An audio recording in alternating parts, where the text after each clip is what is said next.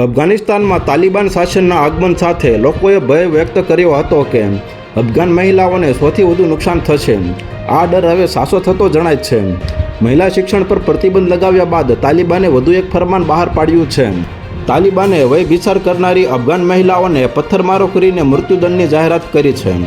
તાલિબાનના supremo Mulla ઇબ્તુલ્લાએ સરકારી television પર એક ઓડિયો સંદેશમાં જાહેરાત કરી હતી કે અફઘાનિસ્તાનમાં મહિલાઓને વયભિચાર માટે જાહેરમાં કરોડા મારવામાં આવશે અને પથ્થર મારીને મારી નાખવામાં આવશે. ધ ટેલિગ્રાફના અહેવાલ મુજબ આ ઓડિયો સંદેશમાં તાલિબાન સુપ્રીમોએ પશ્ચિમી લોકશાહી વિરુદ્ધ લડાઈ ચાલુ રાખવાની પ્રતિજ્ઞા પણ લીધી છે. તેના સંદેશમાં અખુજાદાએ કહ્યું, આંતરરાષ્ટ્રીય સમુદાય દ્વારા સમર્પિત મહિલા અધિકારો તાલિબાનના ઇસ્લામિક શરિયા કાનૂનથી વિરોધાભાસી છે.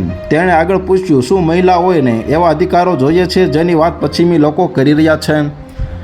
તો હાલ અત્યાર માટે આટલું જ મિત્રો. ફરી મળીએ નવી અપડેટ સાથે. તે પહેલાં વિડીયોને લાઇક કરી ગુજરાત ટોપ ન્યૂઝ ચેનલને સબસ્ક્રાઇબ કરી દેજો અને પાછળ બેલ આઇકન પણ દબાવી દેજો, જેથી તમને નવી નવી ખબરો મળતી રહે.